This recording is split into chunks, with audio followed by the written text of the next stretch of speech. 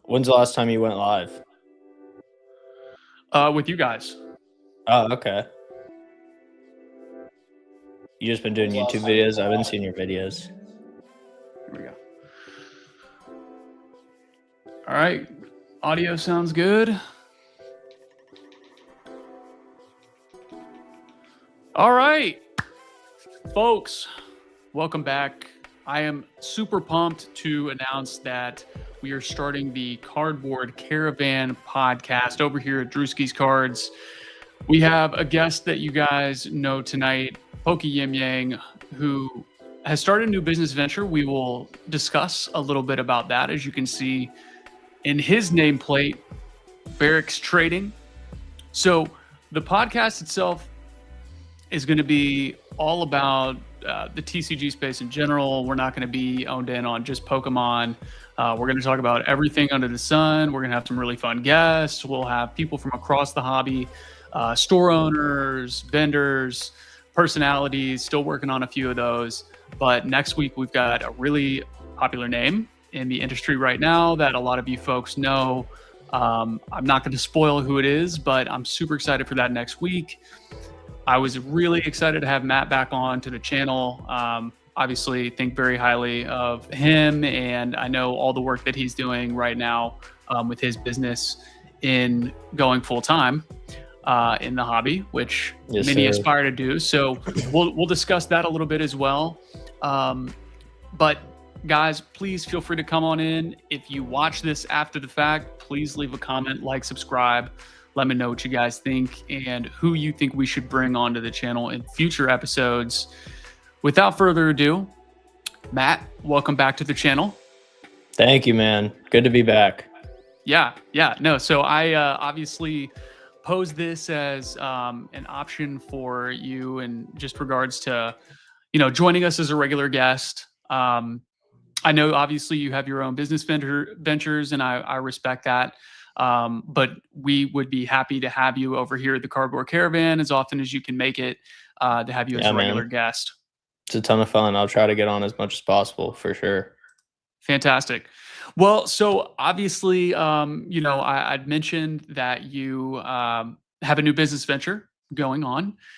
Let the folks hear a little bit about that and what sprung that decision. What kind of pushed you guys into making that decision?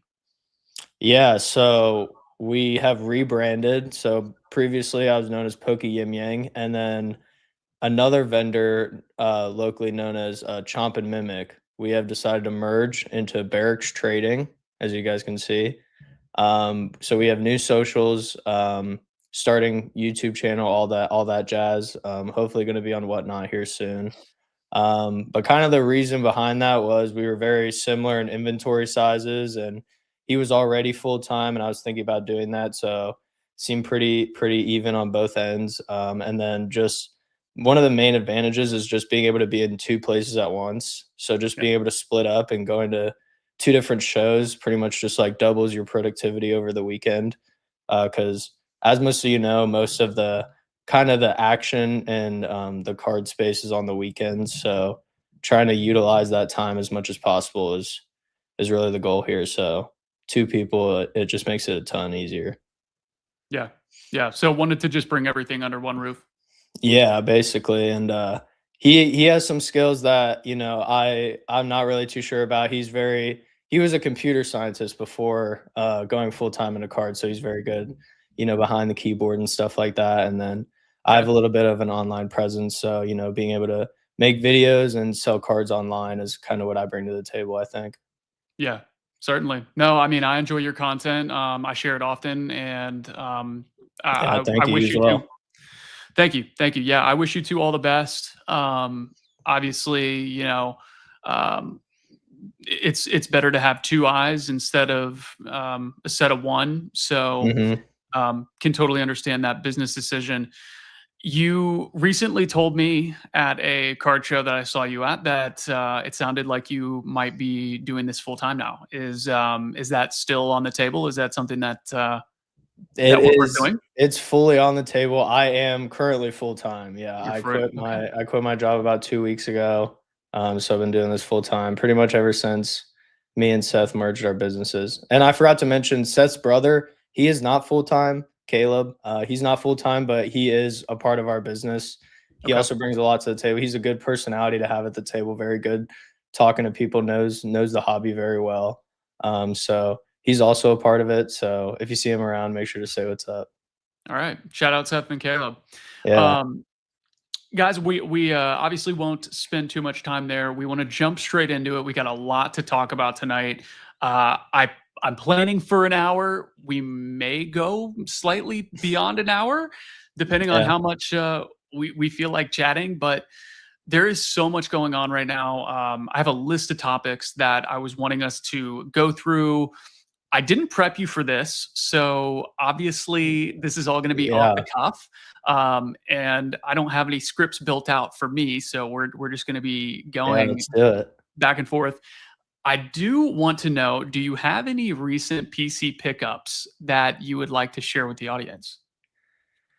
These aren't super recent, but they are the most recent. I think I got them at the last Chicago Collecticon. Let's take a look. But you know me, you see the shirt. I'm a big fan of the Lotties. So yeah, I got the Pop Series 7 and CGC 8.5s. Ooh, those are nasty. You just don't see them every day, man. They're just unique cards, and then able to get a little bit of a CGC discount on those. So those are the baby lovebirds, the way that they're positioned. Yes. Very cool. Those are the most recent pickups. Yeah. You get anything recently? Yeah, I will share it. I'm curious. Is Pop Series 7, is that Heart Gold Soul Silver? I believe so, yeah. Okay. I'm not super familiar, but I think so. I think I remember talking about that when I picked them up. I didn't think it was EX era. I thought it was a little beyond the EX era. Okay, so I have it's an interesting pickup. It's I would call it pickups. So as some of you folks may know, I recently got into the Gundam side. Ooh, there we go. So this is GDO5, Freedom Ascension. My boy Grayson over at Gundam Gambler or Pokey Prophet, whatever you want to call him. He goes by many names now. Convinced me, and seems like many others, to jump into the Gundam card game, which the purists hate. Sorry, we're here. There's no stopping it now. And so I got 9 booster boxes of GDO5. I ripped 3 of them. I'm going to keep the rest. But here are some of the cards. Man, they are fucking sweet. Those are pretty sick. I am a huge fan of Bandai's card quality. And I just think they make an amazing product. I know you are into One Piece, Matt. Yeah. That's not a shot at Pokemon. Pokemon, you guys could do a little bit better. Step it up. But I have a stock background. Matt, I think you know that. I traded basically part-time for the better part of 7 years, from 2017 to 2024. And one of the number one things that I learned is it pays to be diversified in any run, any walk of life. You know, if you're investing in real estate, have some residential, have some commercial, have some multifamily, in the stock market, have some ETFs, individual stocks, so on and so forth. If you want to play the currency market, have at it, gold and silver, that too. TCG market's no different. And I think, Matt, you know, we're in a unique spot in the investing space now, where so many people they're investing in different card games. It's not just, I guess, what you would call the big 3 with Pokemon, Magic, and I guess now One Piece. And I really loved Gundam when I was a young guy. I like to invest in things that I know and that I'm passionate about. Makes it easier to hold on to for the long run. And so when I saw this anniversary set and I saw that there was 5 LR pluses, which are the big case hits in Gundam, I knew that there would be something there. Picked them up for about $165 each. And we'll take a look at the market now, but they are over $200 now. So very nice. This was within a month that we've made that move, and I don't expect them to go too much lower because there's just so much value in the set. The cards are beautiful. There's a grading play now. Beckett's 2 lowest tiers are also now shutting down. So I snuck some in a grading submission. Thank God they got there yesterday. But yeah, that's my PC pickup. I loved yours. Nice. Yeah, thank you. So very excited to share that with everybody. Where'd you get those at? At a show from your friend, you said? No, so I got the idea for the investment from a friend, an acquaintance online, but I actually got the boxes themselves from a gentleman on Discord. I do a lot of my buying and selling on Discord. Oh, okay. Highly recommend PokeVault. It's an awesome group. They've got very qualified buyers and sellers. Matt, I believe you are in there. I think I've seen your name in there. Yeah, I've done some deals in there. PokeVault's great. Low popping is another good one. I think PokeVault's a little bit higher quality, but that's just because they put some guardrails on who can post. But yes, I got these from a gentleman on Discord, and he middlemaned the deal from somebody who owns a local card store in Anaheim, California. Oh, nice. Yeah. So they got them out of a case, and I got them from them. Yeah. Super sick. Very cool. Okay. Let's jump into topic number 1. This is going to be our first major discussion here. The 30th celebration. We've got some leaks. We need to obviously talk about these leaks. Matt, have you seen them? I've seen some of them, yeah. I don't know if I've seen all of them. I'm going to pull this up really quick. I want to make sure I do this properly. I think I've figured it out. Here we go. Share screen and add to stage. Are you seeing it? Yep. Okay. Yeah, I've seen these. I'm going to blow this up just a little bit here. Obviously, we've got some really bad ass cards. I love the fact that with this set in particular, they're kind of going with a night and day theme. Even the sealed products have that same type of feel with the UPCs, with the light and the dark. Do you have an early favorite for you? I personally think I like the Gengar the best. But Okay. I think the Mew is going to be the most valuable, obviously, in my opinion. Now, are we talking about the Mew SIR, or are we talking about what we potentially have in the red, green, blue? I saw the Mewtwo of that one. Is there a one. Mewtwo of that? I thought I saw a Mewtwo one. All purple, like a monochrome kind of thing? Yes. Well, Yeah. so that's the futuristic one. Oh. There's another one. So, okay. I do not think I'm caught up with these leaks, man. Okay. Well, let's catch you up to speed. Yeah, I've seen these. The rumor that is going around right now and has been circulating is that apparently at the packing facility of Pokemon, they set aside a small batch, and use small with a grain of salt. Some people are speculating there may only be 10,000 to 20,000 of these copies total. Let me see if I can pull it up and share it as well.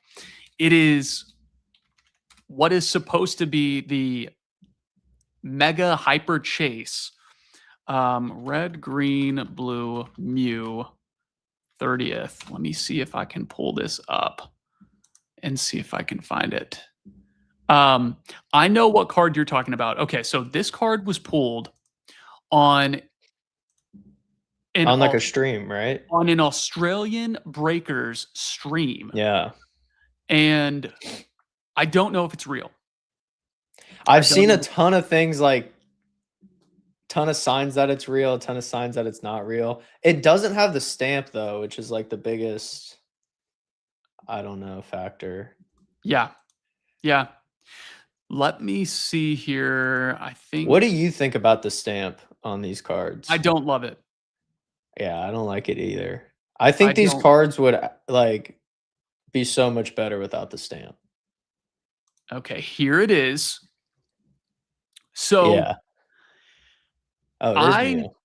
I personally don't actually hate the card. I have heard people call this the true booger Mew. Like this is the one that looks like the true booger. Yeah. Personally, I kind of like it. Now, it's not bad. that might be a little bit of a hot take. However, if it really is 1 out of 10,000 packs, which how in God's name would anybody know that it was actually mapped specifically to 10,000 packs? And if this Australian breaker really only had a case of poster collections, which I think this is what they claimed it came out of. Yeah, that would be insane odds. Would it really be 1 in 10,000? Yeah. So the jury is out. I do like to play a little bit of the speculation game. I'm not like DJ's Poke Center, who absolutely refuses to get into it. But I don't hate the card. And let's just play speculation, Matt. Let's say this is a real card. If it is a real card, and by some way, somehow, we find out that this is 1 in 10,000 packs, and you can only get it out of a God pack, what do you think it's going to be worth? I would probably say like a raw copy would probably be. I mean, I would say like the closest comp would be like a Prismatic Umbreon or like a Evolving Skies Moonbreon. Okay. And then like in my opinion, you just double it. So like 3K. Okay. You said 3K? Yeah, 3K for raw. Okay. And then originally I thought you meant there was only going to be 10,000 copies available. Well, that would be the math. So apparently, the gentleman who may be joining me next week on stream, I have a soft commitment from him, has stated on his channel that the Pokemon Company is going to print about 180 million cards for the 30th anniversary. I see. 180,000 divided by 10,000. Yeah. Puts it at 18,000. I see. But so it's not necessarily a serialized card, for instance, though. No. I gotcha. They're not. I don't think they would go that far in any situation, really. Even if this is a real card, it would be your pseudo serialized. I think they call them iconics in Lorcana. Mm-hmm. And in Magic, they have the Mind Stone and the Infinity Stone or whatever they're called, where they're not serialized, but you know that they're super, super short printed. Yeah. My prediction for the price would be, I'm going to say $10,000. For a raw copy? For a raw copy. That's insane. And if you somehow manage to either get a Beckett Pristine 10 or a PSA 10, throw a 0.5x multiplier on it, maybe a 0.75x multiplier, and call it 15, 17, 5. Yeah. That would be insane. It may seem far-fetched, but I'm telling you, if Pokemon comes out and they set the precedent that they're going to do something like this, and there's a potential for it in the future, or maybe even there's no potential for it to happen in the future, collectors are going to go fucking apeshit for this. And in my opinion, I think the Pokemon Company saves something like this for if the hobby ever slows down. That's a fair argument, and one that I've heard many times, and it's one that it's hard to disagree against. I mean, we're in this crazy bull run, and it almost doesn't seem like it's going to end even after the 30th anniversary. Especially, and we'll get into it, the Delta Rain stuff that's already come out looks pretty badass. Mm-hmm. But you're right. If things do slow down and they need a little ace up their sleeve and they need something to juice the hobby, this would be the thing to do it. They have a lot of things like that. Like there's a lot of things that sports cards, for example, do that Pokemon just hasn't even touched. No. That just leave it so much potential to, you know, revamp the interest in the hobby again if it does ever die down. 100%. So I'm going to take this down and I'm going to pull back up the leaks that we originally were looking at. Here Yeah, outside of the Booger Mew, I think it's the other Mew, the one in the top left. Yeah, above the beautiful. Gengar. Yeah. Beautiful card. I'm a huge fan of that as well. Let's see if we can't go and blow that up a little bit. I personally love the Gengar. Yeah. I'm a Gengar guy. Funny enough, when I was designing the logo for my own emblem, I told the gentleman who was proofing it and designing it for me to make it into a haunted house theme. And what do you know? We get the haunted house for the 30th anniversary, and it looks a lot like my logo. If you've ever, I know you've seen it at card shows. Mm-hmm. It has a lot of the same color palette and scheme. So I think I need one of those to keep at the table in a PSA 10. Yeah. It's going to be brutal at the beginning, but it is going to be so rough. And did you manage to hit anything off Pokemon Center? No, I don't even try anymore. Yeah. If I'm being frank. You almost need a bot. Yeah. Or you're just going to be sitting there spinning your wheels and potentially getting reset in queue for hours on end, which nobody wants to do. Yeah, it's brutal. So, I love these cards. The mouse hold is so cool. Very cutesy card. Again, one of those things that I talked about in previous videos I put out, just Pokemon going with this theme of having really cutesy cards. I think a lot of these kind of fall under that for sure. umbrella. I don't love the logo, but the artwork on these is so fantastic that I won't even mind collecting them. It feels like a set within a set. Go ahead. I really just hate the stamp so much on all the celebration cards. Like you take this card, like you take that Gengar and you put it into any other set, and it's the most expensive card. Like it probably tops. It competes with the Ascended Gengar in my opinion. Yep. No, I mean, but I think without that, like I think the set. Like, I think you can only have so many cards worth, like, over a couple $100 in a set. Yep. And I think Ascended proved that, and I think that the stamp, it just really sucks that it's on these cards, in my opinion. It certainly feels like it cheapens the card itself because it takes away from the artwork. It's kind of an eyesore sitting there on the card. I think it's slightly better than the 25th. It's the exact same logo, but it almost feels like they tried to get it just a little bit more out of the way so that you could really take in the card itself, but they didn't fully accomplish it. It's just with some cards, a big yellow stamp in the middle of it's just gonna, you know what I mean? It just, like with that Greninja, like that doesn't belong there. The Jirachi, it doesn't belong there. Like the art, it just suffers from the stamp so much because it's such a clash, you know? It's hard to disagree. I can absolutely be with you there. They are beautiful cards. I'm very excited. Yes, I am as well. So 30th anniversary is going to be here in what, exactly a month and 2 weeks? Yeah, I'm not even 100% sure the release date. I want to say it's September 16th. I want to say September 16th is release date. ETBs. Let's do some price predictions here for the people.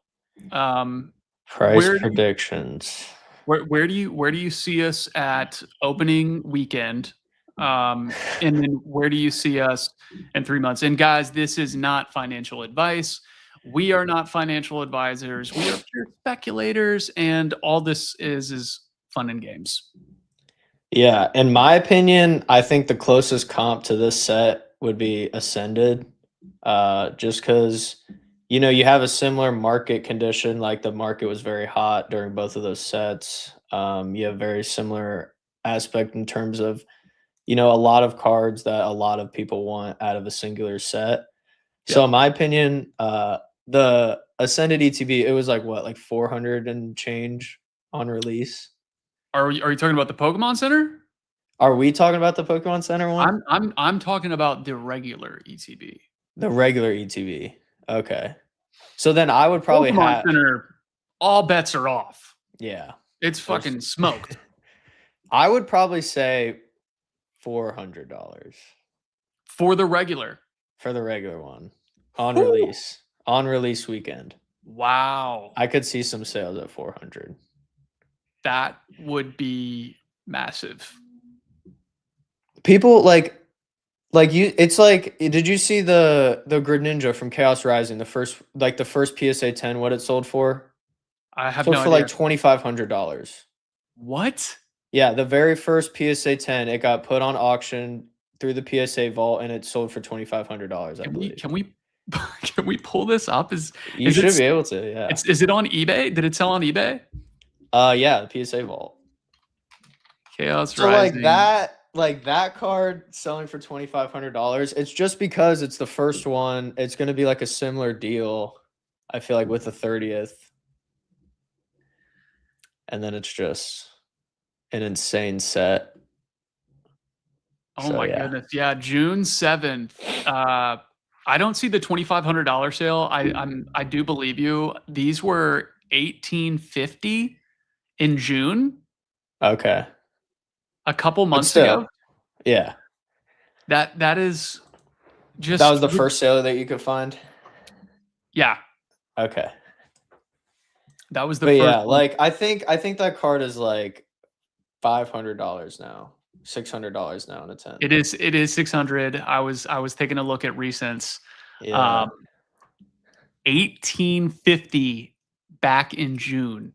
Yeah, see, Pop 26. So that was when there was 26 of them. Yeah. So this was the first one that ever sold. Like it was straight from PSA to the vault to auction. Unbelievable.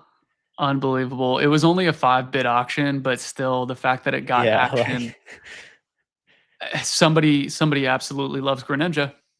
Yeah, they want to be one of the first people. I feel like that's the main aspect. And then what? You said 3 months down the line? Yeah, let's do that. Still think it would be pretty hot, like not fully cooled down. But it would probably would have come down, I'd say 200 after 3 months. 200 after 3 months. Okay. But the first weekend, like in my opinion, like the first weekend is like the spike of spikes. Like all the singles are super expensive on TCG Player. All the sealed sales are super expensive. So if you do manage to, what Matt is trying to say to you guys is if you manage to fight through the crowds of ornery, neck-bearded, sweaty, fat scalpers at Target, Meijer, Walmart, and get your hands on one of these ETBs at retail, don't be a Timmy and do something fucking stupid and try and rip this. Go sell it, make your money back. Wait 2 months, and then you can buy 2. There you go. There it is. That's the play. That's the free juice right there, folks. I will tell you right now, we will not be buying 30th anniversary for a minute. Yeah. So. Yeah. No, I mean, scary. If I can somehow, by some miracle, manage to land some online, because I'm not going to get them in store. I'm not going to wait. I refuse to do that. I have done it before. It's fun. You get to talk to people, you get to meet people. I'm not standing around for 2-3 hours while some old poor lady has to unpack MJ Holdings boxes or Excel boxes and get these out on the Target floor or whatever. But if I do get some, I ain't ripping them. I'm selling them. Call me what you want. I don't care. I'm here to make money and then enjoy the hobby, because the only way I can enjoy more of the hobby is if I have more money. So judge me if you will, but that's why I'm here. That's a factual statement. Yeah, it's true. All right, so I think that was everything with the 30th anniversary. Let's get into a different topic that you obviously, when I approached you about this, had some differing feelings about whether you even could talk to it because you didn't know too much about it. But Pal World, it launched July 30th. It's Bushiroad's, I guess, big hit right now. Bushiroad has said that they have moved 3.5 million packs worldwide so far since launch. The booster boxes were originally $49.99, $50, whatever it was, $55, and they sold out pretty quickly. I know there were some people who were giving away their allocation, from what I heard, because they didn't know exactly what this would be. It's a successful video game on Steam. A lot of people play it there. Successful video games, even successful IPs, does not necessarily translate to successful TCGs. We've seen that time and time again. Cough, cough. Star Wars Unlimited. What the fuck are you guys doing? Please get it together because I have a lot of your cards. And with countless other games that have come and went, and that's all that they were. So do you have any thoughts on the hype surrounding Pal World? Do you think it's a flash in the panty? Do you think it's here to stay? What are your thoughts? I can't speak too much to Pal World specifically. I don't think anybody can. Yeah, when I think of like, you know, new TCGs that come into the space, I always try to compare them to Pokemon in the sense of like, what makes Pokemon successful, and like, does that new TCG have that? So like, when I think of Pokemon, what makes it like successful? It's like the nostalgia of people growing up with it, and then now being able to, you know, grow up, have a job, be able to have a little bit of disposable income, and then that's kind of where they turn. Yeah. So I feel like if, you know, if Pal World has, you know, some sort of nostalgia, or I know you said it has a strong follower base on Steam. It's just kind of those sort of things that I feel like keep it from being just like a fad, or just like, you know, something that just comes and goes. Like, in my opinion, you know who Gary Vee is? I do. Have you seen his cards? Be friends?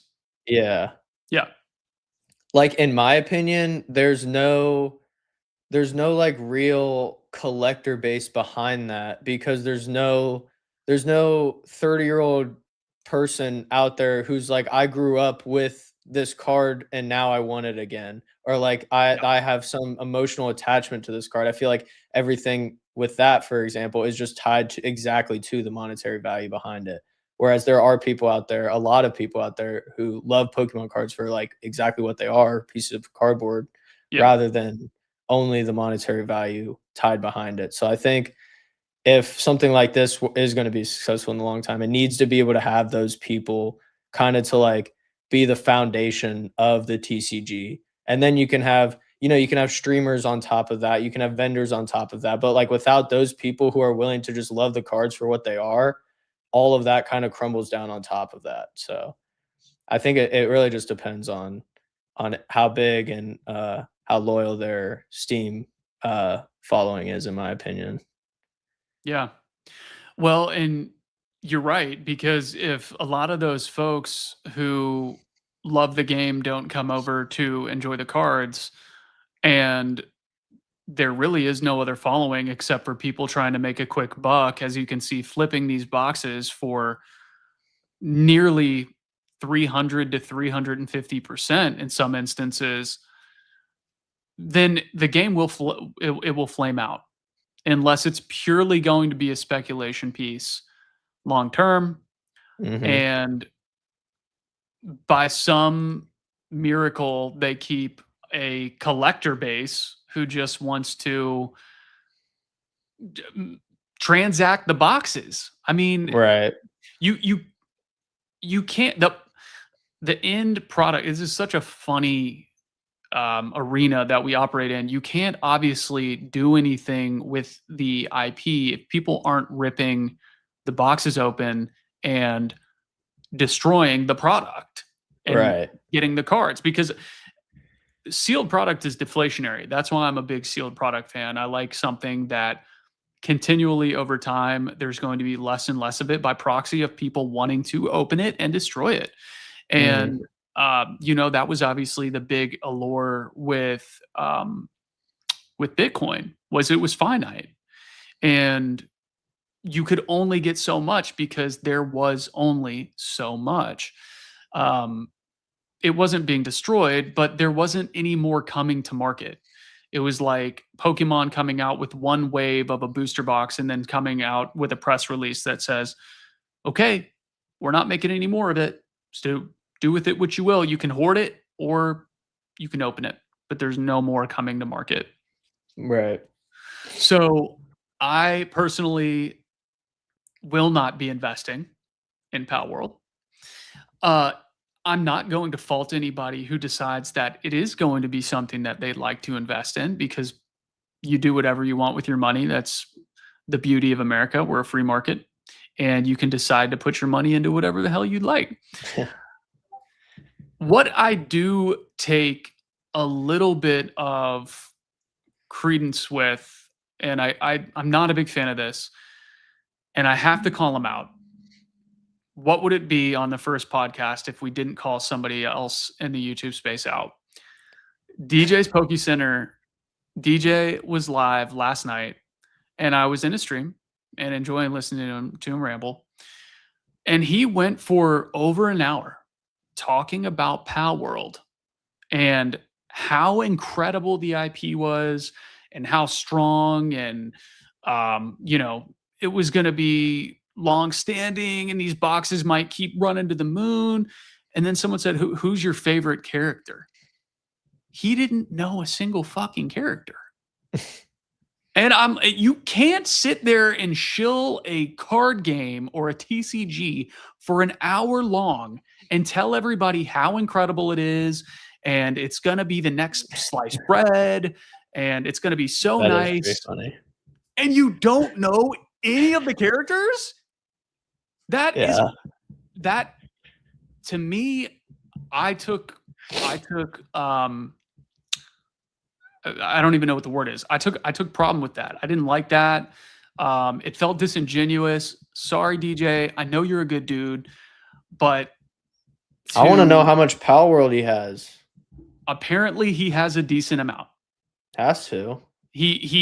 So DJ did announce some month or two ago that he recently got distribution.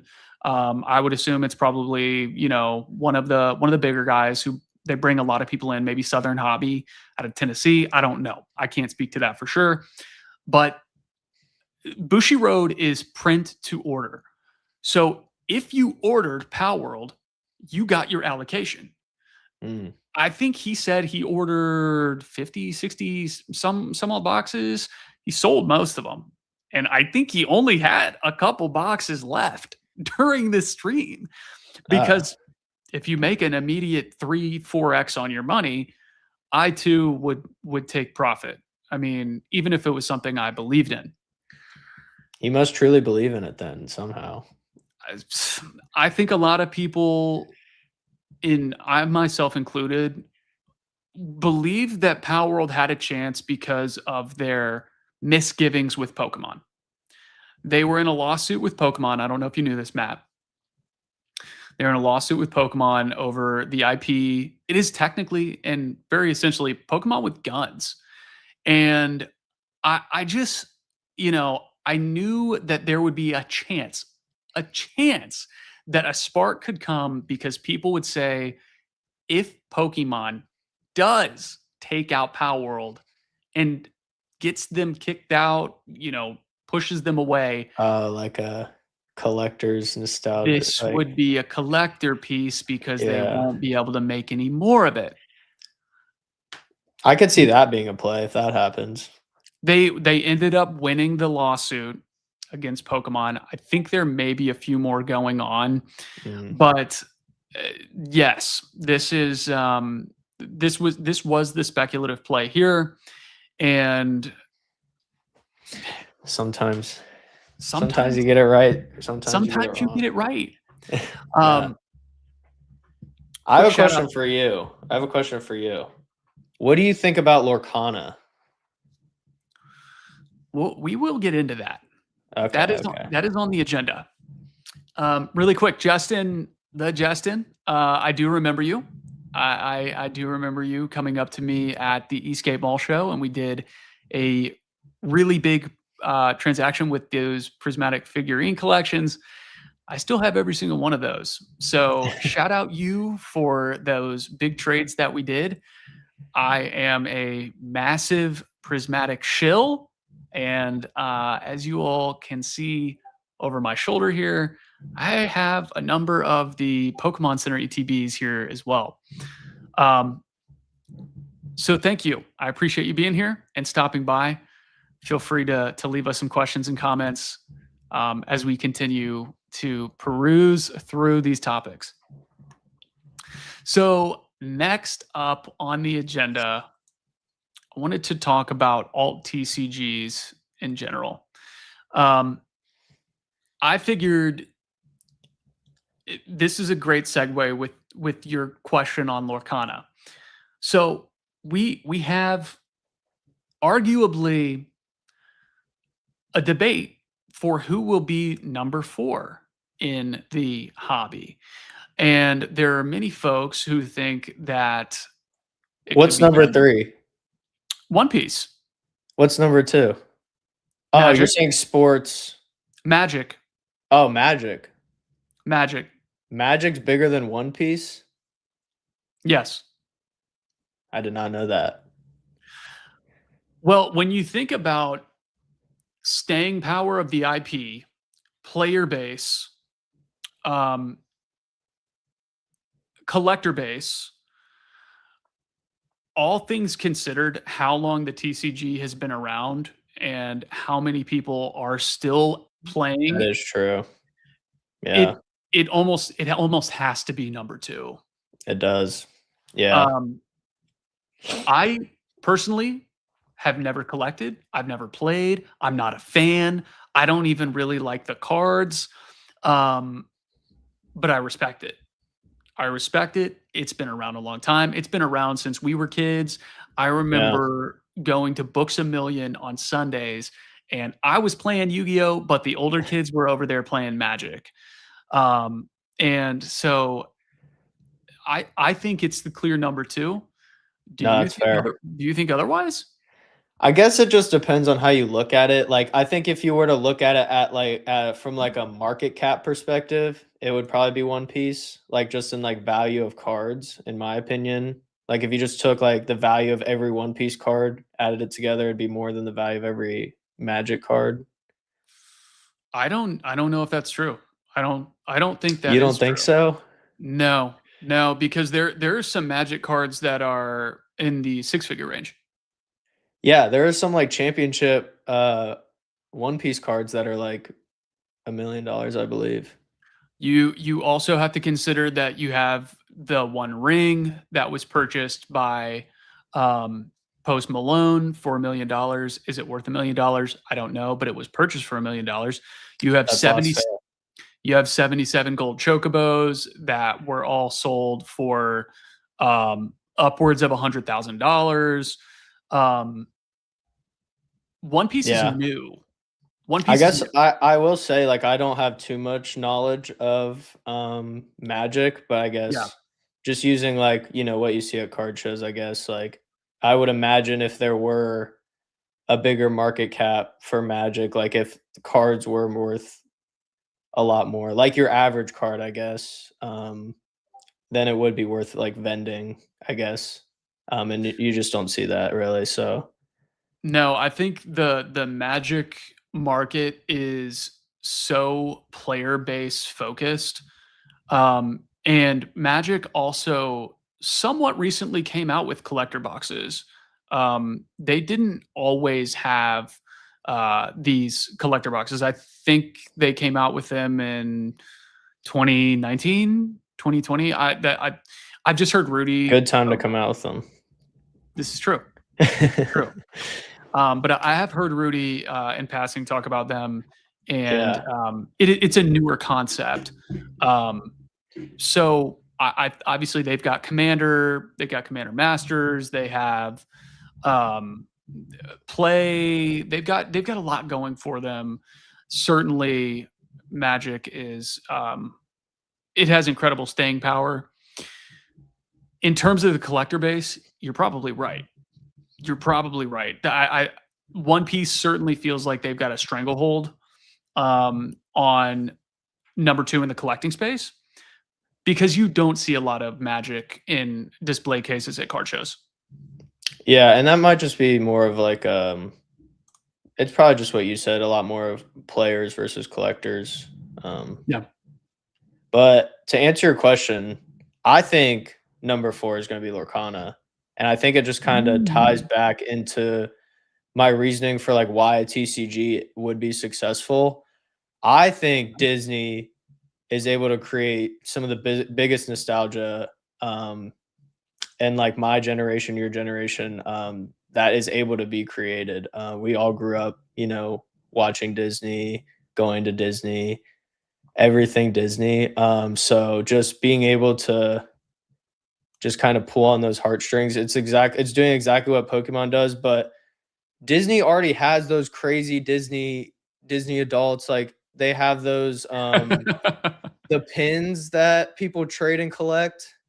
Like there are already like conventions for people to trade and buy and sell those pins. So like I think Lorcana is going to have a really good shot at being one of the top TCGs. Yeah, well, then I guess we need to bring on Team Rocket Joey, because he is one of the biggest Lorcana shills in the YouTube space that I have heard. And you know what? Team Rocket Joey, he occasionally does have some good stuff to say. So although he is a bit of a clown and a personality, you have to respect some of his takes, because occasionally blind pigs do find acorns. And that may be.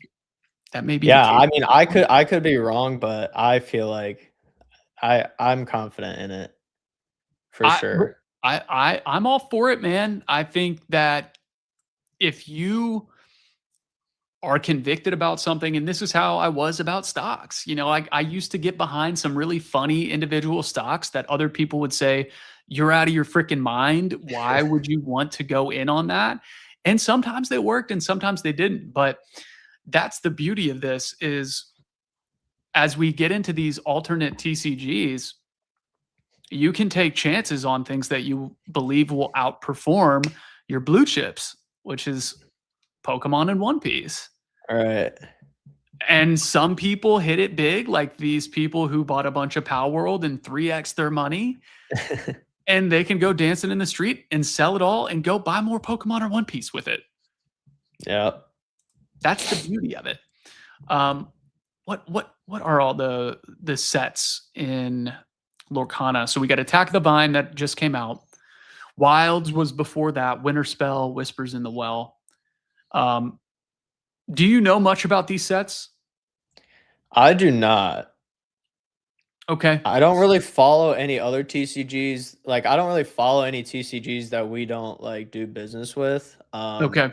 But I see like kind of how I like vibe check the market is purely like what people are like selling and what people are like looking for. So like whenever you're scrolling through Facebook groups and you're seeing like what people are selling versus like what people are posting like in search of posts for. So like if you see like somebody post a for sale post and then in the comments they're like, these 3 cards have sold, but there's like 80 cards, you're like, all right, out of those 80, these 3 sold. And then you see somebody, you scroll down a minute later, you see somebody looking for the same card, you're like, that card is in demand. And I'm seeing a lot of stuff like that with Lorcana right now. A lot of people are like looking for specific Lorcana cards. Or a lot of people are grading Lorcana, like investing their money into sending them off to these grading companies. Sure. And then I see like a lot of people ripping Lorcana, which is kind of like what we were talking about with Pow World, which kind of just builds that foundation for a TCG is that true collector base that just loves the actual product for what it is. Right. And I feel like a lot of people are like when I like the reason I say that is like a lot of people are searching for like sealed boxes and like posting. A lot of people are like posting their hits and stuff like that. So those are the kind of like vibe check things that you might just scroll by and just like, oh, somebody just hit a cool card, but like you could also be thinking about like, oh, people actually are loving to rip this like for just for fun. You know what I mean? So I think those are kind of like all the signs that kind of push me towards it having a good chance of being successful, in my opinion. I love that. I think what you just said is really good juice for anybody who's listening who is looking for different ways to spot opportunities in the TCG space specifically. I do some of that personally myself. That's kind of why I picked up Gundam. It seemed like there was a lot of people that were opening the packs, and here's another key piece: the product is cheap. Before the product, before the masses get behind the product, with the product being cheap and being able to open it and see what's inside, that is really what gives you the opportunity to gauge, is this something that I would like? And if I like it, would other people like it too? And if the answer is yes, even if it's cheap, it's probably worth holding on to.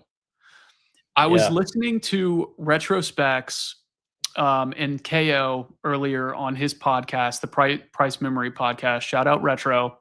And he said something that I found really profound, which was, this is what he said: I have gotten to the point now where I don't look at the cards for their market. I look at them because I know people and I know what human behavior is going to look like because I've been doing this for long enough to see the trend. Oh, he did it with Pokemon. Okay, so we've got these random rare promos. I think people would like this promo. I'm going to hang on to a bunch of them. Year goes by, they went from $5 to $20. Another year goes by, now they're $60. Okay, there's something to that. Maybe I should do that with a bunch of other cheap stuff. And I have some plays that I'm doing with Pokemon right now that are similar. I'm going to sit on of these singles, and if my cost basis is $20 in a year, if they're 50, well, I just did really well. Yeah. And the following year after that, if they're 100, then I'm really cooking with gasoline.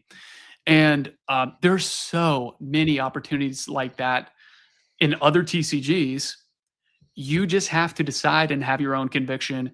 Is this something that other people would like because I like it enough? And can I hold it? Does it make sense? And if the answer is yes, I think you should. Really quick, 100%. Justin, thank you for your comments, brother. You just sold your first box of Lorcana yesterday over at your shop. Very cool. Would be curious, was it Attack of the Vine or was it one of the older sets? Tell us what it was and if the individual ripped it there or took it home, because I'd be curious if they pulled anything cool. I don't really know anything about these cards. Let's see here. I see obviously the most expensive case or most expensive box is the first chapter, which shocker. Let's see here. I want to look at these cards really quickly. Oh my gosh. Yeah, they're actually really cool cards. These are very cool cards. Wow. And the value is certainly there. I know there's like a 10K Mickey Mouse or something like that. Like a gold I think that's Mickey in the Mouse. first chapter, isn't it? Yeah, it could be. It could be 10K and a 10 too. I'm not even 100% sure. Let's see here. Where is the first chapter? Can we get there from here? These are the latest sets. Let's go. Mickey. Oh yeah, it's the Mickey Mouse and Minnie Mouse, the two top left ones. Okay. In a 10, it's 10K. Yeah, I mean, that could be 10K raw. When's the last sale? There was a sale July 22nd. Oh yeah, see 10K for a 10. Yeah. There we go. Yep. There it is. Yeah, so like it's insane what it's the Disney people, man. They're obsessed. They love it, dude. Yeah, and there's honestly an edge to be found in every market. Justin said chapter 7 and they took it home. Okay. Cool, man. Hey, it's good to have shop owners in here in the chat. They can tell us what what they're seeing. And obviously that's super valuable as well. I want to talk a little bit about Gundam, because if we're going to keep shilling what we like, then I am going to talk a little bit about that. So I'm going to pull up that on screen. Let's see here. We got Freedom Ascension. Okay. So is Gundam connected to a comic or a game or an anime? Anime, okay. Yeah. Gotcha. It's an anime. It's been around for a long time. I remember coming home from school and it'd be 5, 6 o'clock. And this would be on WBKI. Shout out local TV stations from back in the early 2000s. Let's see, where are we? Right here. Okay. So here is the most recent set. This is the first anniversary set, GDO5. It came out of the gate right in the 170 range. I got a little bit of a discount because I bought in bulk. And then there was a bit of a targeted buyout that happened over this weekend. Let's see, I can load more sales. This is a super liquid box, as you can see, sells a lot. Yeah. Let's go back to last week. I don't know if it's going to let me go back any further. 731. That was Friday. Yeah, so it came out last week in the 170 range, and then there was basically a targeted buyout over the weekend, and it ran up pretty quickly into the 200 range. And now it ran up to 250 and was consistently selling there. There were some 270 sales in there. And now we're sitting right around 235. So I want to show you some of these cards and see what you think. I think they're really cool. Obviously, I like that top row, the gold aspect of it. Yep. So those are the 5 LR pluses, and it's just got the mech, the Gundam with the rider, essentially the pilot. They're kind of in the foreground and the background. These are still super expensive cards, and it's been out for a week. Yeah. So then you have all of the EX resource cards with these SPs. I think they did a fantastic job with these. They're really beautiful cards. And so they're doing nothing but holding up with their value as well. And this was one of those things, and I see it with One Piece often too. And I mean, OP13 right now is one of those plays where it's like, this stuff is too cheap. If there's $7,000 in the first 5 cards, what are we doing? And it's a $170 box. What are we doing? Yeah. The hit rates are just atrocious in that set, though. In this set? No, in OP13. Oh, in OP13. Okay, I was even talking about Gundam. Oh, I thought you were talking about OP13. I mean, look at the prices. The top hit's $3,600. Oh, yeah. No, yeah. How are the hit rates in Gundam? Really freaking good, dude. The EV is really, really good. I opened 3 booster boxes, so my all-in cost was what, 165 times 3, which is 330 for call $500. And I pulled one of the LR pluses, which was the Strike Freedom Gundam LR Plus, or I'm sorry, the Wing Gundam. I pulled this. Okay. Nice. Out of one of my boxes, 170-ish. I actually sent this one off to Beckett. I pulled the Merida Cruz SP. Oh, sent this to Beckett. And I pulled a lot of other really cool stuff. I pulled this Amuro Ray. Yeah. So I basically recouped. I pulled this as well. Yeah, just like your money back. This just sold on eBay today for $115. So on my eBay. Sorry, I guess I should have prefaced that. Yeah. So I moved some of the cards right away, but I mean, dude, I easily made $200 in value because those were just the top hits. They have a lot of cards that are in the $5 to $10 range, $5 to $15 range. It's not all just these big hits. So I'm all in on Gundam now. I got the itch. I am waiting for eBay to accept my resale certificate so that I can make purchases without having to pay sales tax because I am a licensed business in the state of Kentucky now. Nice. And I'm going to start getting some cases of the cheaper sets because they've got great EV too. Yeah. Phantom Aria is the set that came out prior to this. I am a big fan of Phantom Aria as well. I think that there is, really good value. It's a $100 box. Yeah, that's pretty good value. I mean, dude, when you compare this to Pokemon and what those boxes cost, it's like this is a no-brainer. Like this is it the same like pack per box as Pokemon? It is. How many is there? 24 packs in this? Let's see. Where's the pack? 24 packs per booster box. Okay. So not 36. 12 cards per pack.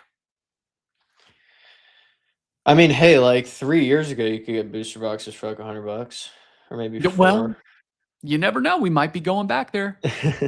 You really never know.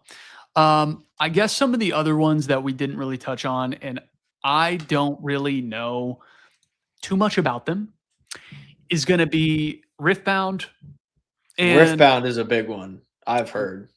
Riftbound is certainly a big one, and Dragon Ball. Dragon Ball. And I know people who are really, really into both of those games. Yeah. So do you know anything about Riftbound? Do you know anything about Isn't Riftbound League of Legends? Yes. Yeah. Yes, it and is. obviously League of Legends has been like the Steam game for like what seems like the entirety of Always. Steam. Yeah. Yeah. No, but do you know Trader John's, like the YouTube Of course. channel? Yeah, Derek and John, yeah. they move a ton of Riftbound in their videos. Yeah, they do. And I just saw, I think they posted like a week ago, but they had 2 like $11,000 Riftbound cards, and those were the first cards that they sold at their show. So I definitely I could see Riftbound becoming. I mean, I think it's already it's like already on its way up, like kind of been going up the past like week or so, if I'm not mistaken. I think Yep. it's kind of been like spiking a ton. Here's your chart right here. Yeah, because from their video, they were like, all our Riftbound cards have like doubled. Yep. Yeah. So. And again, you can see all of these products are so liquid.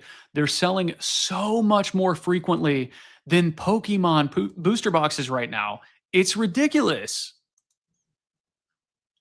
It really is. And I think almost like Pokemon is to the point where like, are people buying booster boxes to open them?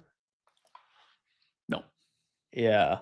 It's like if you're gonna be opening something, I feel like it's almost like you go for the smaller, because it's almost just like not even in the price point, like the price range to be able to just throw money pretty much away to open something that expensive. Yeah, I agree. Tall Cat Short Dog, longtime fan of the channel. So thank you for being here, brother. It's good to see you. It's new and shiny. That's all. That is certainly a take. That is certainly a take. I tend to disagree with that sentiment. Tall Cat, we talked already about Pal World, and we talked about how that might be the next or the current new and shiny toy. I don't know if I agree with that take for Riftbound specifically. Maybe Gundam, which we just talked about, and maybe Dragon Ball. Riftbound has a really strong player base. Yeah.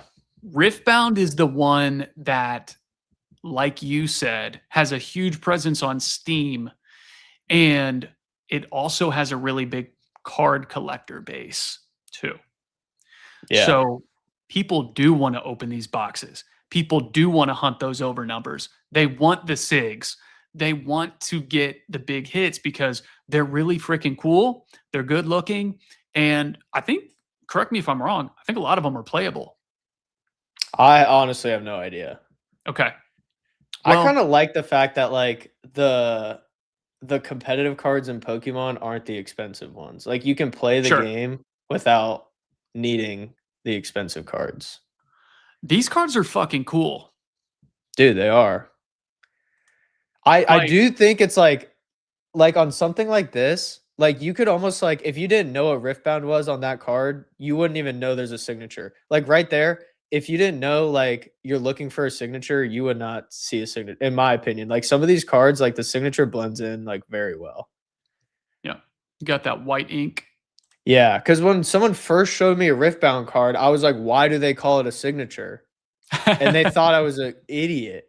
Like, I was like, I didn't see it, man. Colin, welcome in, brother. Good to see you, buddy. I'm gonna get those illustration boxes from you soon. Shout out for being here. Always nice to have you on the channel. I appreciate you joining in. Tall Cat says, I can get on board with that with Riftbound. Agree on the others you mentioned as well, being a little bit new and shiny. Yeah, I don't know if the player base for Dragon Ball and Gundam are as strong as the player base for Riftbound. A huge piece of the puzzle that we haven't really talked about yet is the manufacturer of the card game and what they do with their printers. And if you listen to the gentleman who I am going to be having on next week, there's a very good chance that if the group who prints Riftbound doesn't get it under control and they keep printing it into the fucking ground, they're going to hurt the overall market for the cards, because you can't just have a player base. Players don't buy boxes. They buy playables. They trade playables. They aren't going out and hunting these SIGs, right? You need collectors in the space, or the card game will probably fizzle out and not do as well as it could do. Do you disagree with that? I think having a collector base definitely makes it a lot easier to keep the TCG going. Just because you make things like, tournaments at card shops a lot more like appealing to a bigger audience. Yeah. But I think kind of as like a pushback would just be the example of Magic the Gathering. Sure. You have like almost the entire fan base of that TCG is just players. I don't know anything about Riftbound, but I'm assuming that it's like a well-structured game. Like it's very like fun to play, like very I don't even know how to describe it. Like it's well put together, if that makes sense. So I could see that I could see it being heavily carried by the players. But from my perspective, I hope that they do have a successful collector base, because I do think the cards are really cool, and I think it would be something that would be like enjoyable to learn about and vend the cards, hopefully. Okay. I'm going to push back a little bit on the Magic thing. Why is this booster box so expensive? Okay, so obviously, and I don't know if you know this, but Magic the Gathering has universes within, where it's their own pure IP, and then they have universes beyond, which is they go and they license another product. I see. Yeah, they've done it with Lord of the Rings. This is the newest set that is coming out, The Hobbit. They're going to be doing it with Star Trek. Next year, apparently, they're going to be doing it with maybe Zelda, maybe World of Warcraft, maybe Harry Potter. Okay, so there is a niche group who collects the universes beyond products in Magic.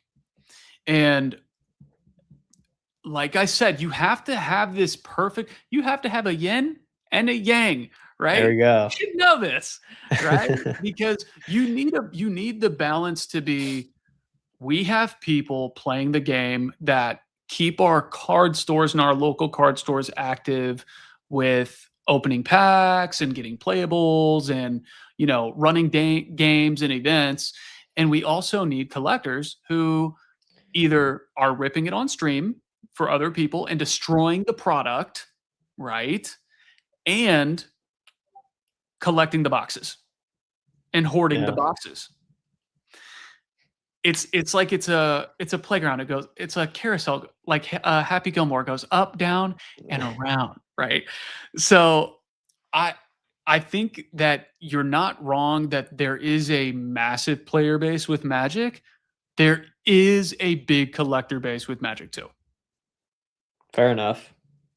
I'm not passionate about Magic, but I wanted to correct your statement just because I think that there was a little something that maybe some people might see this and take contention with it, but yeah, I think your overall statement was correct. I'm just not exposed to the collector base of Magic. I haven't got the opportunity yet. Well, maybe you will here soon. Maybe you should go play it. I gotta buy a box, it sounds like. Yeah, you might get you a box of The Hobbit and hold on to it. See what happens to the price of it. It's going to be over 1,000 here soon. Justin Reds Collectibles says, people have been on a tear coming in and buying Pokemon booster boxes and ripping them. Surging, Base, Mega Evolutions, Chaos, Pitch, and Perfect. The last 3 weeks, he's been sold out. Most have been ripped in store. Now, Justin, my comment here would be 3 of those sets are almost MSRP. Okay. So that makes it easier for someone to come in to the store probably and justify ripping the box. There isn't the same EV, expected value, on ripping one of these Pokemon boxes as there is with ripping one of these alternate TCGs. That may change in the future, But because these alternate TCGs are not printed to the same level that Pokemon is, you aren't going to have those really massive chases. You look at One Piece and you've got 4 or 5 cards that might be multiple thousands of dollars. We just took a look at Gundam, and in the most recent set, they had 5 cards over $1,000. We took a look just now at Riftbound. Riftbound had 6 or 7 cards, those signatures over $1,000. You don't see that with any Pokemon sets unless they're 20 years old, right? Unless it's a EX era box that has gold stars in it, you're not going to have a box that has multiple cards that are raw worth over $1,000. And I think that is what drives people into these alternate TCGs. I don't doubt that people are coming in and ripping those boxes at your store. They are closer to MSRP. Mega Evo and Surging, and I'm assuming is that SV base that you're referring to? It just says base. Those are obviously not MSRP. Those are in the $300 range. But the 3 latter, the three most recent, are obviously there at MSRP. So it makes it more enticing to come and rip those. Let's see here. Tall Cat says most of the boxes I sell are people ripping them. Spot on take. You need collectors. You need investors. Magic found that out. Yes, they did. Yes, they did. They were on their heels a little bit until those collector boxes came out. Rudy talks about that often. Justin says, I'm picking up more cases this weekend. We've got a big double day show this weekend that he will be sponsoring. Justin, best of luck. Yeah, good luck, man. Let me know, pop by one of my videos or one of my lives and let me know how that went. Would be curious. I'm always curious to get people's feels on how their local shows have gone. I think the lifeblood of the hobby is local shows and not necessarily collecticons and front rows, where you have your cream of the crop buyers and sellers. I think a lot of what people need to be focused on is what happens at these local shows. Let's move on. I think we've stayed on alternate TCGs long enough. We're on to our last 2 topics, and we touched on it a little bit. It's what I considered the number 3 TCG in the hobby right now, and that's One Piece. I have admittedly fallen in love with One Piece. I know that it's been out for 20 years, and obviously Oda is getting close to finishing the story from what I understand. I'm not fully caught up on the manga.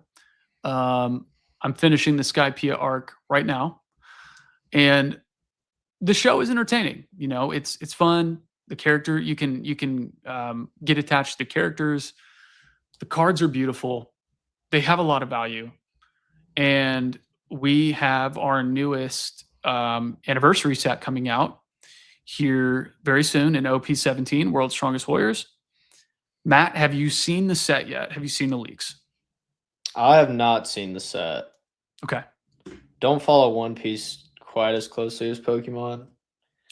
I know you carry One Piece, though. We do carry some big One Piece cards, yeah.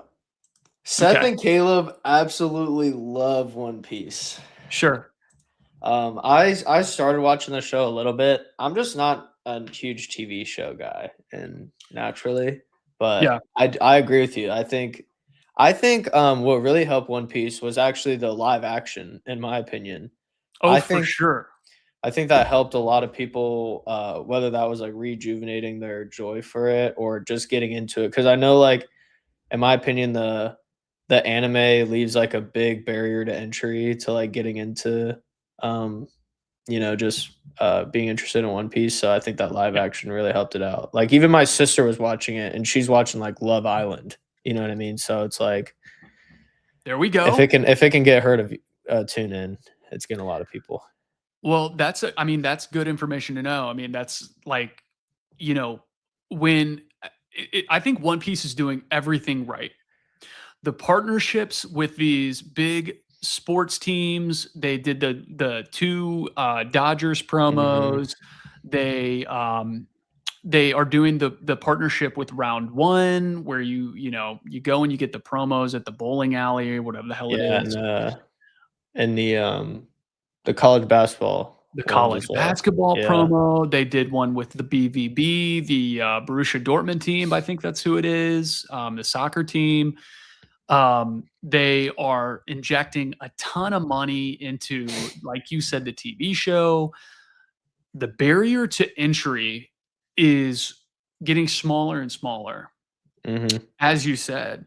And I think that is going to take it to the next level. They're currently in the process of making the shortened version of the anime, which I believe is going to be the English dub coming to Netflix.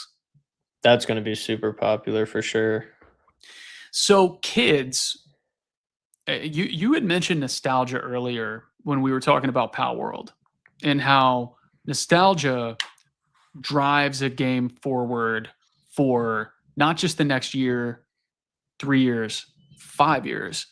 It gives an IP staying power, which is why Pokemon is the most powerful IP in the world, because we all have nostalgia now that we're in our 30s and 40s.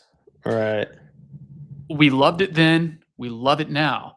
And so if One Piece can come out with a product that they can put in front of the masses and these young kids, and it's not 1,000 episodes to get to know Luffy and his story and him being king of the pirates, then they're going to be cooking with gasoline, and it will have staying power for the next 10, 20, 30 years. So, yeah, for sure. I had not only fallen in love with the game and the show, and I'm dog shit at the game. I can't barely even function and play it, but I'm falling in love with what they're doing and the story behind what Bandai is doing. I want to pose something to you. I don't know if you've heard this before.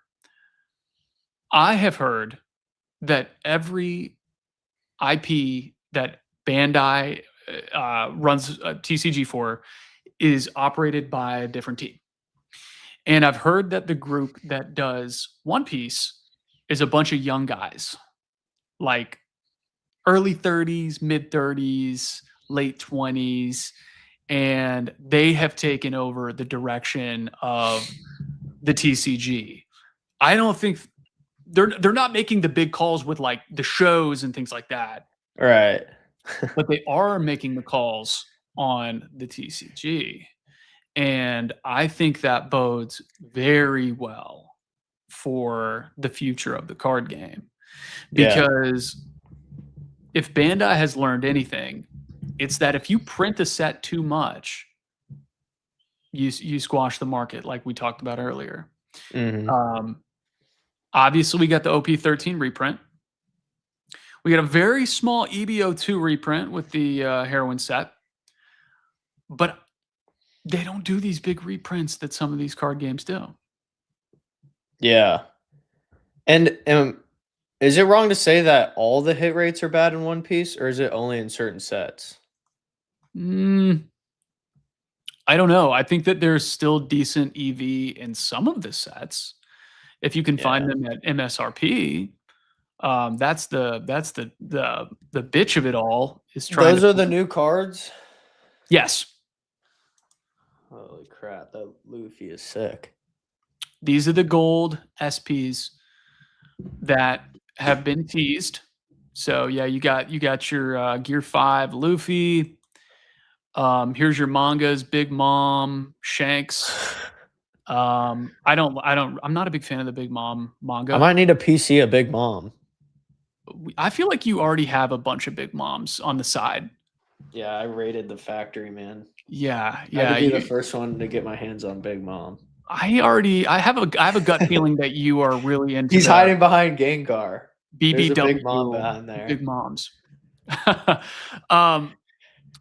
So yeah, we're gonna go through these. Obviously got Blackbeard, more Shanks. My favorite, Buggy. I know that's not a popular take. Dude, I like Buggy because I haven't seen the whole show. So like Buggy's like one of the only characters like I really know. You know what I mean? Buggy's So, hilarious, dude. yeah, I like him. Here are the hockey cards, is what they're calling these. Hockey? Hockey, yep. Okay. Not the sport. That Zorro is insane. Yeah, that's a pretty unique kind of card concept. I have to get one of those. I have to get one now. Like I love Zorro. He's my number 2 in the TCG. We got the silvers here. I think it's one of the leader cards. Pretty cool. Yeah. Pretty good looking Luffy. I'm excited. I'm giddy, man. I'm like, man, please come out. I want to rip some of this shit. Yeah, man. I'm really excited. Yeah, that looks like a very good set.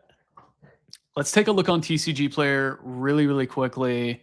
I want to say that these booster boxes are pre-selling for 400. Let's take a look. Booster box, yes, 393 market right now. 225 items sold over the last 3-day span of July 31st to August 2nd. That's a lot of pre-sale items. Yeah, that's insane. And that's what ripped it really from 350 up to 400. Looks like sales are pretty consistent. You know, here's the thing. Grayson Straw goes by another name, Straw Hat Speculator. He talks often about if it makes sense to maybe pass on this for now and still allocate your money to OP13. What are your thoughts? I always am a huge proponent of staying away from new sets. Yeah. I think there's just like a natural premium that comes with something that gets released where people are willing to pay extra money to get it sooner. And if you're in something for the long run, I think that's completely counterintuitive to what you're trying to do. Sure. So I always think there's some sort of cool off that happens right after a set releases. So I really don't care like what set it is. I don't think you should buy any set right when it comes out, unless like that's like you want that card, like you're spending the money, like knowing like, okay, like I'm spending the money to get it sooner and I just want the card. Yeah. Yeah, I tend to agree with you. 400 is a little bit rich for my blood.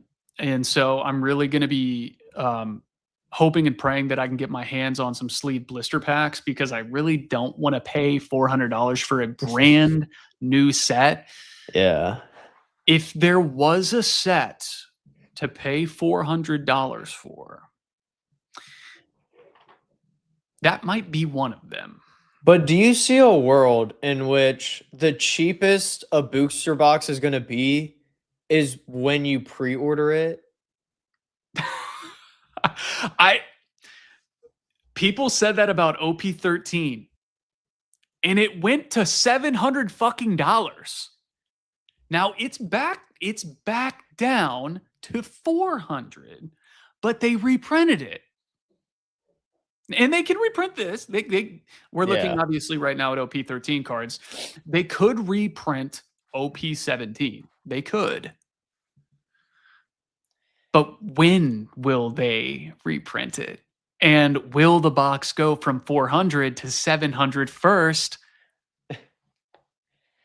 Yeah, I mean that's fair. Speculator. Yeah. I have a hard time believing that the cheapest it's going to be is $400. Yeah, I mean, we'll see. But I could obviously be wrong. We're staying away from it no matter what.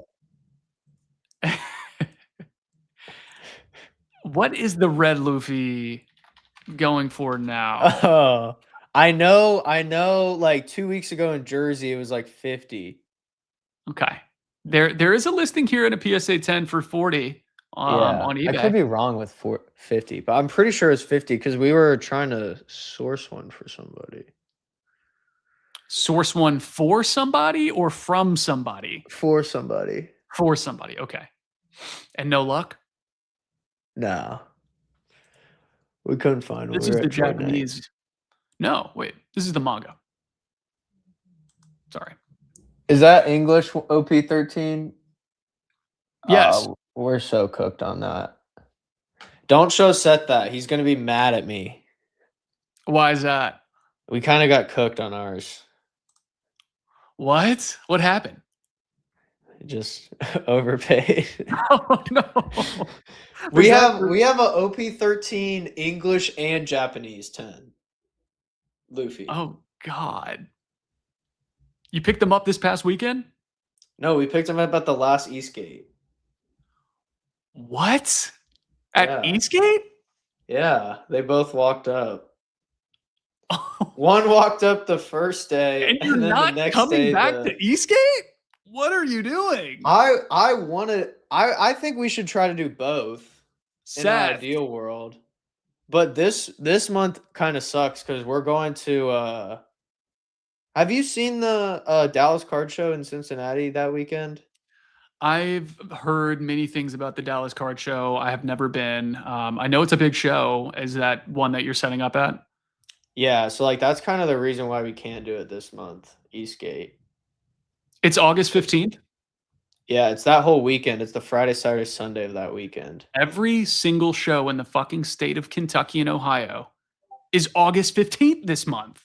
Yeah, it's so cooked. There's 3 Lexington card shows on August 15th. Eastgate's August 15th.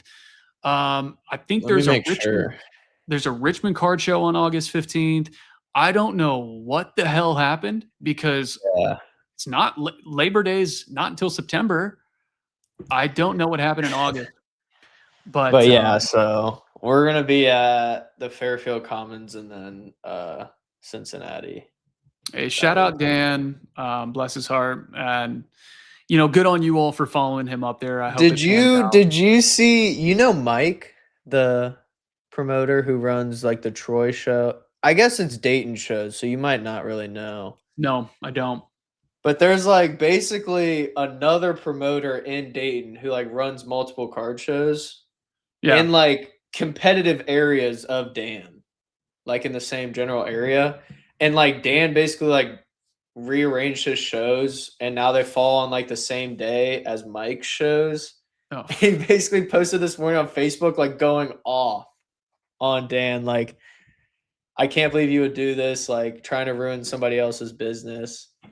And like I went to send it to somebody later today and I guess he deleted it or something. But I thought that was like, I'm not even like choosing sides because like I see how it's like on both ends. Like on one hand, it's like, yeah, it's like a free market. Like if you can't compete, then you like can't compete. But then on the other hand, it's like, yeah, like if they did have like a handshake agreement of like, we're both having shows in the same area, like let's kind of, work with each other, then I get that too. So I'm not taking a stance, but I just think that was like super funny how he's just like airing it out in front of everybody.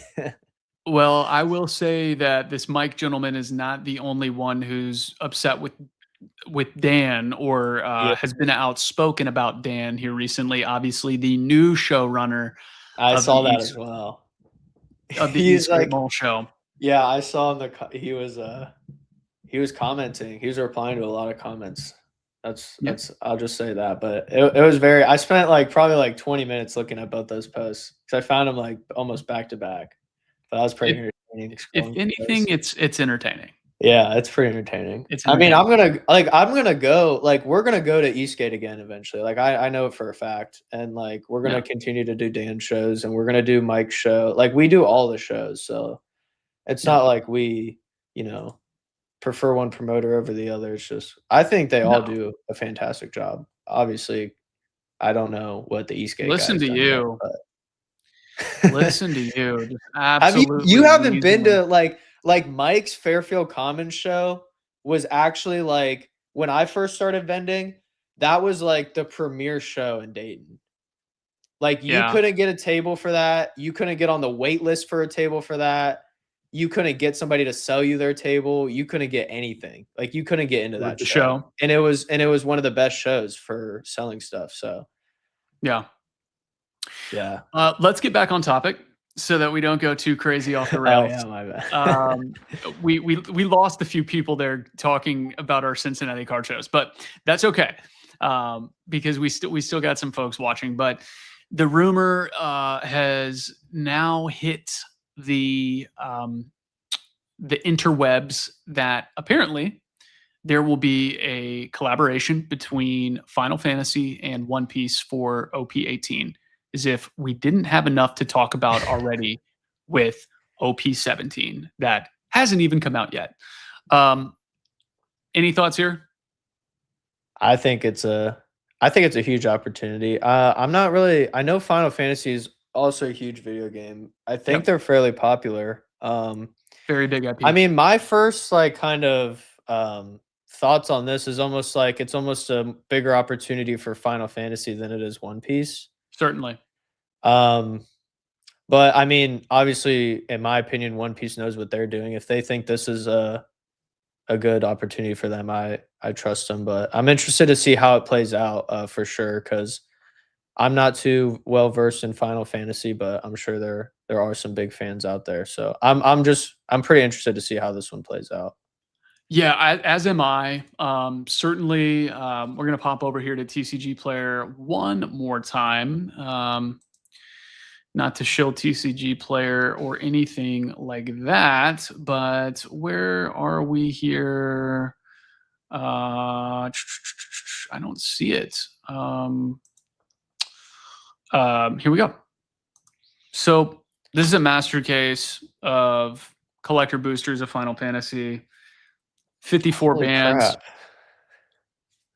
for this guy. So what is that? Like, is that like the base set box? This is the collector booster box. So this is the from Magic. From Magic. Oh. This is from Magic. So yeah. Okay. Yeah, That's the booster insane. The booster box itself is 1,700. Is that right? Yeah, right? I see. Yep. And I mean, this is a fairly liquid item as well. I mean, we're talking a $1,700 box. It sells fucking frequently here, man. Like, yeah, that's very frequently. Magic is no joke. Magic is no joke. The Final Fantasy IP is very strong. It's got some pretty cool cards in it too. I personally, I don't really get into the cards because I'm not in love with them. You got your chocobos, your borderless chocobos with the ink, the various ink. They don't have the golden chocobos here listed. But certainly there's some valuable cards here that are decent looking and playable, beyond just those chocobos. But yeah, I think One Piece certainly could take advantage of that. An already strong IP and partnering with Final Fantasy would be pretty cool. Last but not least, what I had for us to chat about tonight, and thank you for everybody who has popped in and hung around. We've been live for an hour and 40 minutes, so this was a lot longer than I planned for going, but that's okay. We're on our last topic of the night, which is Delta Rain. Have you seen the leaks? Yes. Okay. Any initial thoughts? I really like the I mean, I think this is just like popular opinion, but I mean like the Raikou, Kyogre, Groudon. Yep. But have you seen the people who are able to use the light to see the hit in the packs? Is that just out of the Japanese packs? I believe so, because you have to like move the front and back card. Yeah, Japan has a lot of problems with things like that. That was happening recently with another I saw a guy like opening like 50 packs, and every single one of them had the Ray. Had the Ray. Yeah, I've seen that video too. Yeah. Yeah. But So yeah, I think those 3 are going to be the biggest after the Rays. I love that Raikou. That's my favorite, easily. I think the Groudon is slept on from what I've seen from the Japanese prices, in my opinion. The Groudon is beautiful, man. Yeah, I It- like it- the whole Oops. lava aspect across the whole card. What did I just do here? I just fucked that up a little bit, I think. I can't blow it up, damn it. Yeah, no, those are really, really cool. I think that the Kecleon is really, really cool with the stripper Yeah. pole. Stripper pole Kecleon. I'm a big fan of that card. I think it's really pretty. Is that by the same artist as the like Paldea Magic card and stuff? No, Shinji Kanda did that one. This one is Komiya. Oh, okay, yeah. Yeah, I couldn't think of Shinji's name. Komiya. Yeah, Okay. yeah. So Komiya, obviously, huge name. Yeah. He was Shinji before Shinji was who he is. Yeah. Cute little Meryl, really cool Altaria. I think that's a pretty card. You got the Magmortar.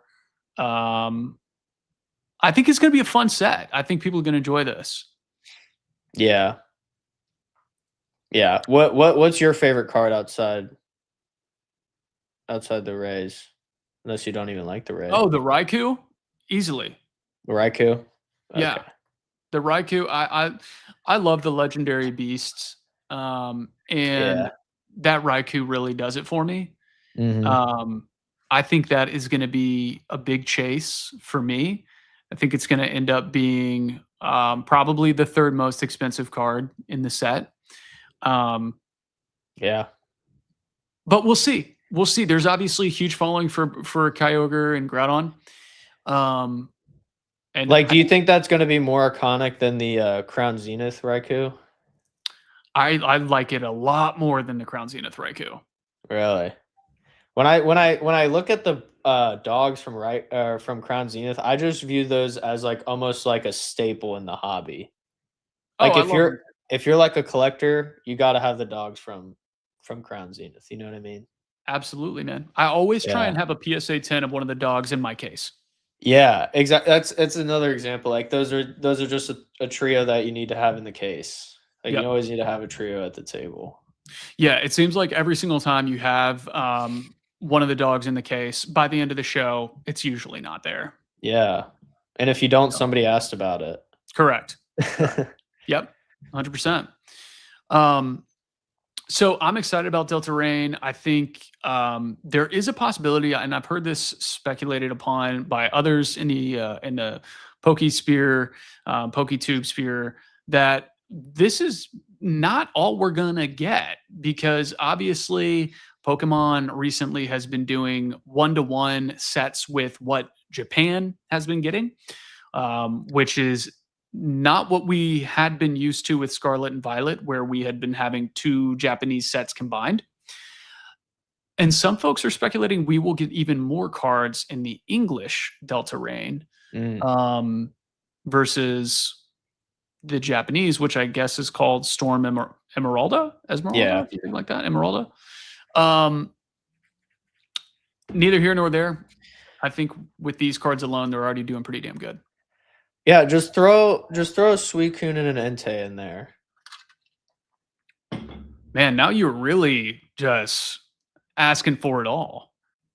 Well, you got the trio of the Ray, Kyogre, Groudon, you know.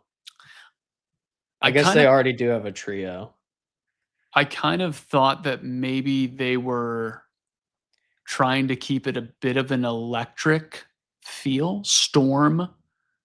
That makes sense. Storm that actually Emeralda. Makes a lot of sense. That was just where my brain went, and you have an electric storm going on. Yeah. In the card art. No, that's a good connect right there. You've got an ocean storm going on with Kyogre, a lava storm with Groudon, a firestorm with Magmortar, and a plasma storm or whatever the fuck's going on with Rayquaza. That's a pretty badass card. Yeah. So that's just what I took from it. But That makes sense. That makes sense. I never thought about it like that. Well, that's why I'm here for you, Matt. Make you think outside the box. Yeah, there you go. That was all I had for us tonight in terms of topics. I really want to thank you for your time. Yeah, thank you, man. I know you're busy. Did you have any topics that you felt we needed to cover that we just didn't get to before we sign off? One thing I did want to ask you about was, have you seen or heard anything about the PSA lawsuit and or the PSA whole fiasco at the National? I heard that is it a fraud lawsuit? Yeah. Okay, so I saw just a pop-up on my main browser when I opened up the internet earlier where they've got story headlines. I didn't click on it though. Do you want to talk a little bit about it? Yeah, it's basically just a class action about what you think PSA would be getting sued over. Like they're being sued over manipulating population reports, inconsistent grading, and then kind of the mix between theoretically or virtually increasing their prices by taking away value tiers and then also increasing turnaround times. They're saying you can't increase the price and devalue the product by making it take longer. You can't do that at the same time. And then an individual is also suing PSA because he graded a Mickey Mantle that he thought should have been graded higher. I think that one's funny. He's grading over one specific card. But have you heard about what they did at the National as well? So that is more of a problem in my opinion. So didn't they charge people to grade their cards and then didn't get to it? Yeah, so they offered on-site grading, right, and then right. After taking the card in, they told some people hey, we're gonna have to ship them back to you in a couple weeks. You're not gonna get them back today. But they charged them for the on-site grading. Yes. Yeah. Did they tell these individuals that they were going to be receiving refunds? I do know there was a statement in an article that I read that it was a partial refund and free shipping. But so in my opinion, offering on-site grading is such an advantage for somebody being able to get something graded that quickly. Yeah. So many people went to the National just for that. Sure. I think I'm actually going to make a video about this soon, but I think this is the biggest opportunity for other grading companies. I think right now PSA has some of the worst reputation it's ever had. Oh yeah. In its history, just because those two things pretty much happened almost on the exact same day. I think they happened within the week of each other, right. The lawsuit and the National. So I was just interested to hear your opinion about it because I know you're a big proponent for grading. So I didn't know if this kind of changes what you think or if or kind of what this does for you. Like anything in life, until you're directly affected by something, the stories sometimes don't hit home. Yeah. Even in really crazy situations, I can't say it because of terms of service, certainly, but really bad things that happen to people. And you hear about them and you go, oh my gosh, that's terrible. And then you forget about it until you are the one that's affected by it. Right. I have had nothing but great experiences with PSA. I have never sent in a shipment that was lost. I have never gotten cards back that were damaged or seemed like they had been damaged in the process of grading and then coming back to me. Yeah. I have never looked at a card and gone, oh my God, they completely screwed this up and it should have been 2-3 grades higher. Yeah. Occasionally I'll see one and go, really? This got an 8 I thought it was going to be a 9. But generally, PSA has done right by me. They have only enriched me in my business, and I've been able to take advantage of going and finding cards that I deem as PSA 10 quality, and this year alone, 70+% of the time being right that they were, and benefiting financially from that. So yeah, fair enough. It's hard to knock off the king regardless. Justin said something here in the comments, right? McDonald's got sued for hot coffee. Somebody probably got some and spilled it on themselves and burned their hand, right? Or burned their mouth. Still McDonald's. Fair enough. I think what you said about other grading companies having the opportunity during this specific time to come in and take market share from PSA, I think that carries weight. I think that is probably why Rudy over at Alpha Investments, shout out Rudy, is doing what he's doing with PCG, Premier Card Grading. Turnaround times and just the edge that you have with grading Bandai products with Beckett is a big reason why I recently sent that Gundam sub over to Beckett, because they still had their $17 and $35 tiers open. And a Beckett 10 and Black Label do a lot more for you with those specific with these specific card games than a PSA 10 does. PSA is still going to be king. It's like Nike. It's the most liquid slab. Even if you hate them, you have to respect what they've done. Yeah, think about how many orders McDonald's has got wrong. Think about how many, you know what? Look at it from this way. Think about how many orders McDonald's has gotten right. People don't, and I'm in sales. The loudest people in the room are the ones who are upset. PSA has graded at this point, is it tens of millions of cards now? They have a $12 million card backlog. So have they graded 100 million cards now? Just look at their cert number. So if they've graded 50, 100, we'll call it 100 million cards. Right? The cert numbers are 100 million. They are. And I know they've got a cert number 1. Yeah. It's 160 million. 160 million cards. And a million of them were bad? That's pretty fucking good.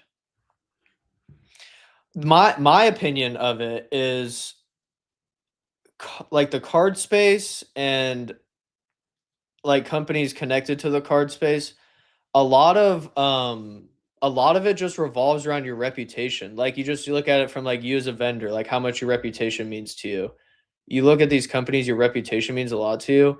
And it all boils back to the collector. If the general population of collectors, they are the ones who have to decide which grading company is worth something, because that's what decides what people grade with. That's what decides what these repacking companies are putting on their sites.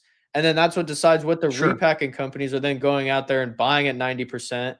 And then that's what now decides what the vendors have to now take in to be able to sell to the collector, who is now switching their opinion, and then now to the repacker, who has to follow the collector. You know what I mean? So I think like I kind of agree with you in the sense of like you can't knock off the king, but I almost have like kind of like a gripe when people like complain about PSA, but then they continue to like send cards into them or like continue to like buy those slabs.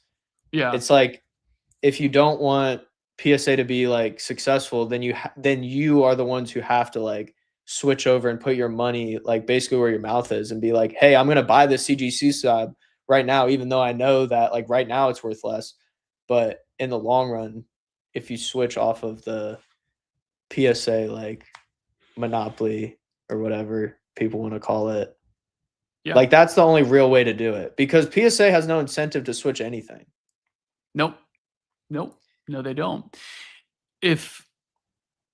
And I think this backlog that has grown from whatever it was, 11 million to 12.4 million, it may be because they're processing a lot of the folks who dumped the lower tier cards before they shut those lower tiers down. Well, what happened was when they first shut it down is at 15, went down to 11, and then after the national, it went back up to 12.4.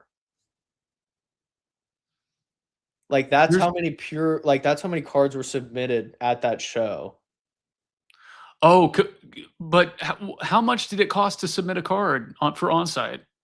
Well, for on-site grading, but like people were submitting it just like so they didn't even have to ship them in. They were still like sending them in for like the longer grading tier as well. But like $80? just so they don't, yeah, but just so they don't have to like ship them to PSA, they were just dropping them off in person as well. Okay. Well, so like it was just a huge opportunity for people to submit their cards for PSA because you don't have to pay for shipping or anything like that, and it's at the biggest card show in the country for sports in the whole year. So like they were doing good. But it's well, in PSA's eyes, they're doing even better because if they I meant in sense of like getting the backlog down. If they just took in 1 million cards at $80, I mean, you do the math. And they haven't even upcharged you yet. No. That's fucking crazy. Personally, I don't think anything's going to change. I don't. I really don't. I think that your front row card shows, your collecticons, your Gen Cons and all these big paloozas, people want PSA. They either want PSA, they want a pristine CGC, or they want a pristine Beckett or Black Label. They don't want anything else. But they will take PSA 9s. They will take PSA 8s. They will take PSA 7s. And anything beyond that, it's a hard sell unless it's to you and it's a Latios and a Latios and a CGC 7. Yeah, so, I'll take those. Yeah, Matt will take your CGC. But my point is this simply: you would have to do something so bad that it would have. Like, I guess if this class action goes through and they get sued for a ton of money, but it's gonna be hard to. It's still not gonna stop people from using them, though. They might lose a lot of money, but you're not gonna shut them down. You're just not gonna do it. If it ever got to a point where it was a year turnaround time, do you switch? Like, do you stop submitting to PSA? They will. I think at that point they would not. They would close down the $80 tier. I don't think they'll let it get that. I don't think they can. That type of business would not be sustainable for them, and they probably know that. Because what's the turnaround time for $80? 3 months. Days? 3 months. 90 days. 60 business days, which is 3 months. Oh, okay. Okay, yeah. No, I mean your opinion makes sense. I agree with it. I was just interested because I know you were a big. No, I appreciate you bringing it up. Yeah, you like grading. I know we talked about that last time. I do like grading. Yeah. I do like grading. So Justin says PSA is in bed with Golden. Both are in bed with eBay. GG. Yeah. That's it. Yeah. That's it. You know, a lot of the PokeTubers talk about they don't believe that this market can crash because we have gotten to the point now where everything has been, how do I say, it's been optimized to all these big conglomerates with all this money being tied so tightly and close together. You're saying like all the money stays within itself? Right. Yeah, that makes sense. If 70, and it's like this in the stock world, the Magnificent Seven, these big stocks, they don't fall apart because the general public sells their shares, because 75-80% of the money is in institutional investment. Mm-hmm. Companies that have billions of dollars, tens of billions, hundreds of billions.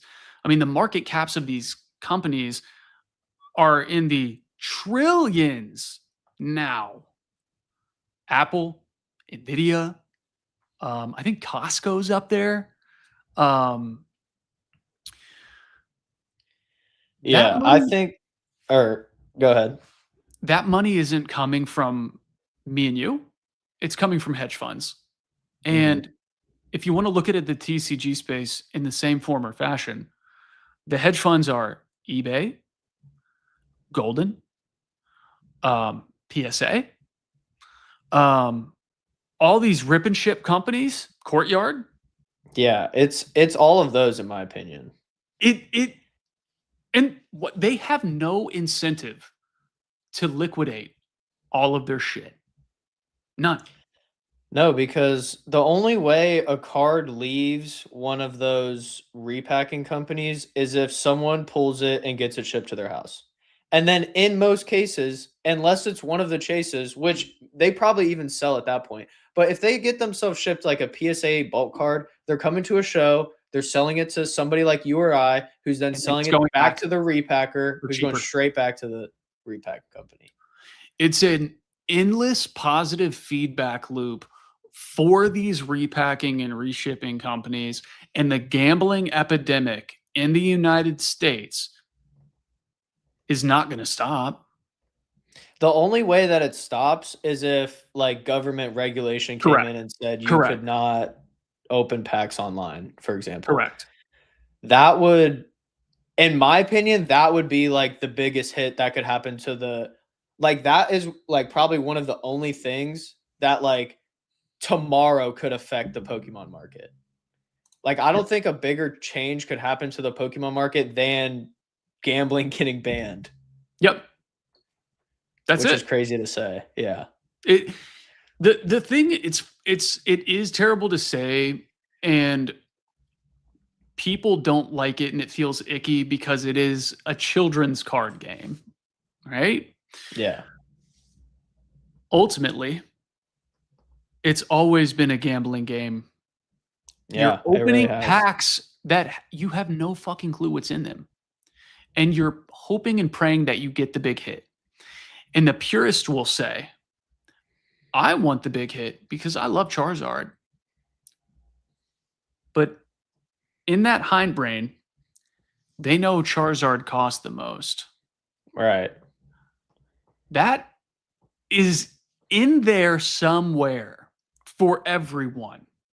And I don't care who comes and watches these videos, and they can leave whatever comment they want. Oh my, I'm in it for the love of the game. No, you want the expensive cards. Yeah.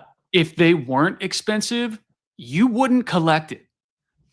And if you say otherwise, show me your binder with all your commons. Yeah. That's a good point, man. And a lot of people like, I 100% agree with you. I was basically just going to say exactly what you said.